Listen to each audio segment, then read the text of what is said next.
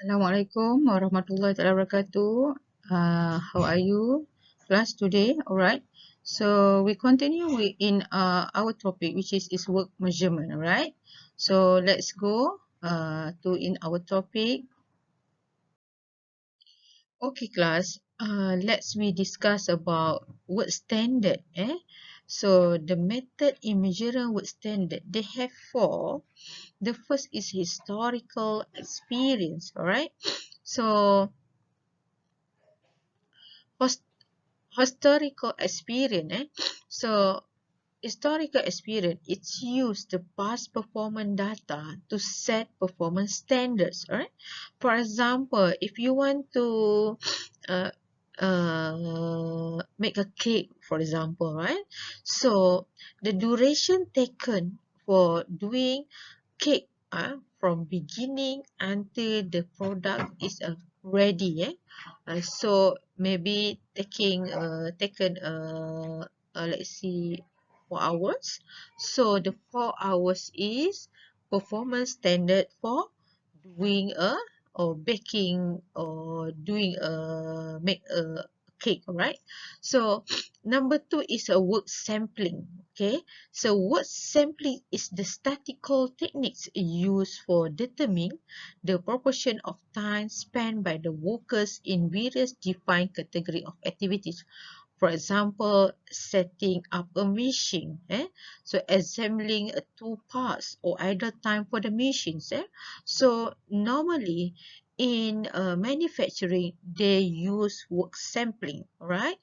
For wood standard, right? So number three is a time study. So time study is a fall between the product and process focus. So for example, the process is from beginning, right? So until the end of the until the product is ready. For example, you want to make a fried banana, right? So first process is open the banana, and then you put flour or everything. So that is a time study.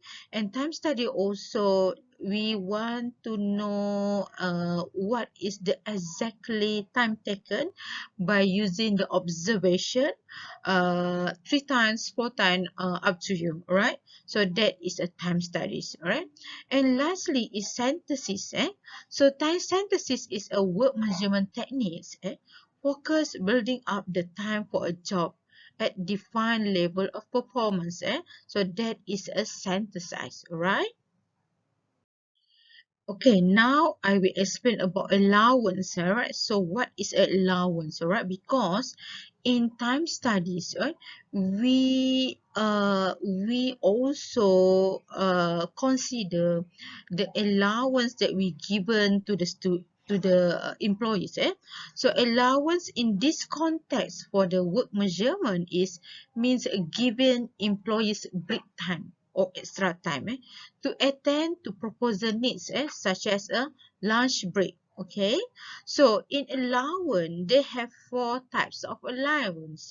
The first is relaxation. This relaxation is means as a break time given to employees. For example, to relax. For example, they perform solar. For that is a allowance for relaxation.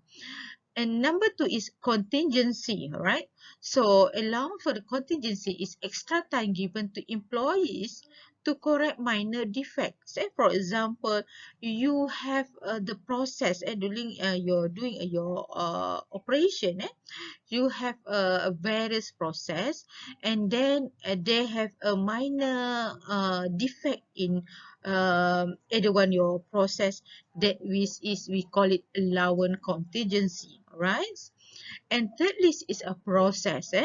So process is extra time given to employees, for non-working time. For example, machine need to be warmed up before operating.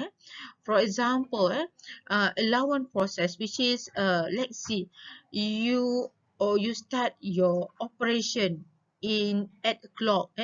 Your so the machine will be warm up.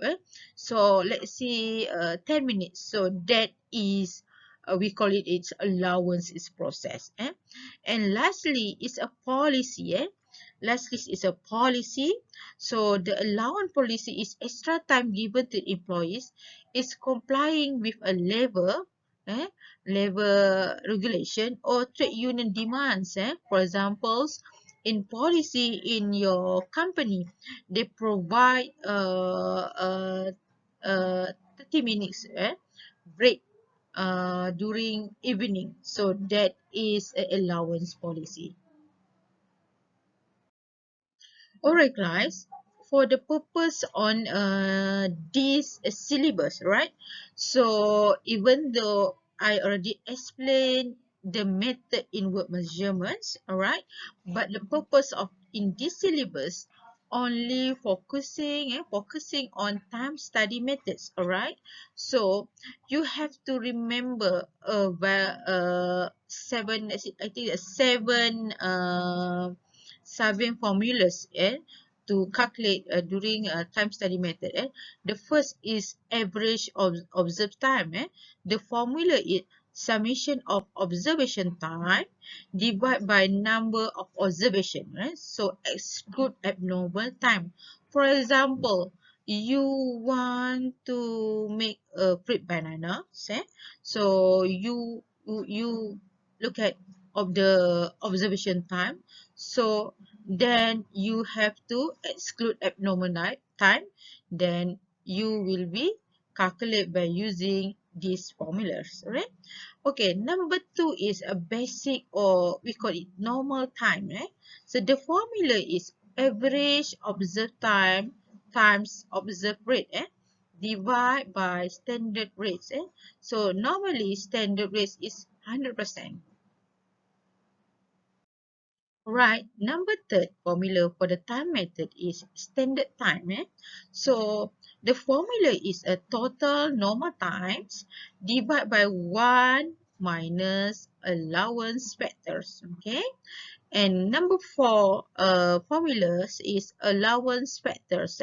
So the formula of allowance factor is summation of allowance in minutes.